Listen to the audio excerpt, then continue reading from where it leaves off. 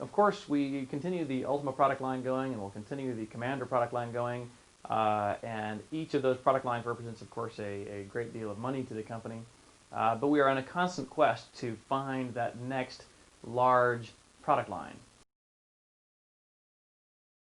Absolutely. In fact, Wing Commander 3 has been in development really for about 6 months. Whereas Wing 2, in my mind, was a derivative form of Wing 1, some enhancements to the engine. Wing 3 is really a complete rewrite over Wing 2. And so the product style will be considerably improved. For example, not only is the core 3D engine improved to take on some of the features that people have seen in Strike Commander, for example, but also this game's cinematics. Pacific, as you mentioned, as its name implies, is a Pacific Theater campaign game, very much in the Wing Commander, Strike Commander game genre style.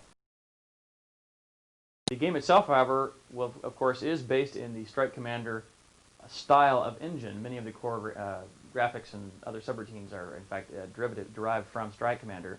However, one of the first main changes they've made in that product was try to speed it up. Yes, in fact, in particular, there is one other product in development right now, which is a World War I aircraft game where you fly Sopwith Camels and biplanes and triplanes in a World War I setting.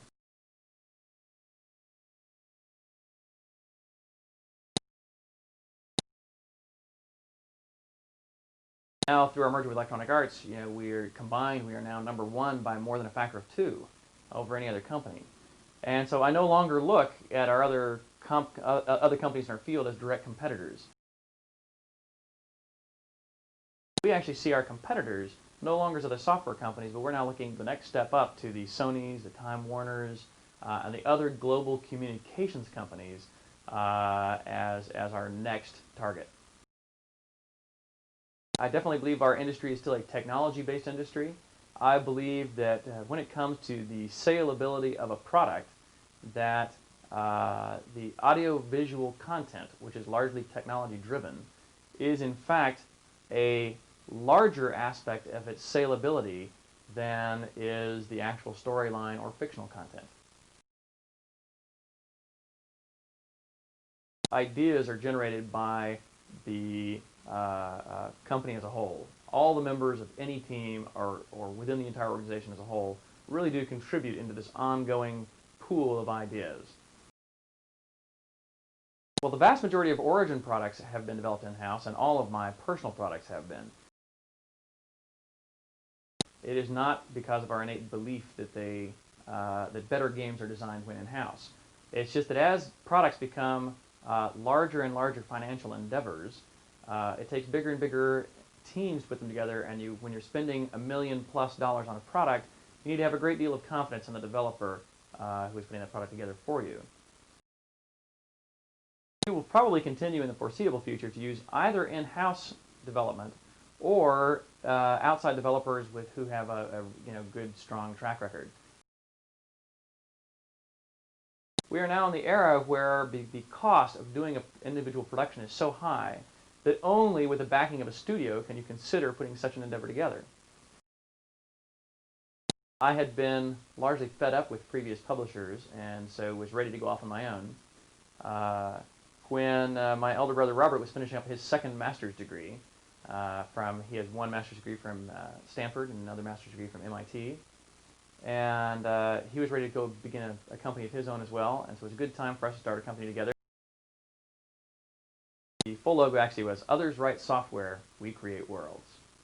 And that really exemplified our belief that the kind of product we were developing were not your standard arcade game. They were not a standard audio-visual shoot-'em-up, and instead we were trying to create games with depth, with story, with longevity, and things with some kind of intrinsic value. Obviously, I find this a very exciting industry to be in, and I plan on being in it for quite some time into the future. Seeing the emergence of 32-bit activities that are kind of blurring the line between computers and video games. And honestly, my real thrill comes from riding the crest of this wave. Consider a very tricky game to play, to play the cat and mouse game of how to stay on the edge, not too far ahead, but not get too far behind because it's difficult to catch up. For the first 5 years of Origin history, we were largely an Apple developer. And that was because, to a large degree, I was an Apple developer. And I was very much, and still am to a degree, very much of an Apple enthusiast.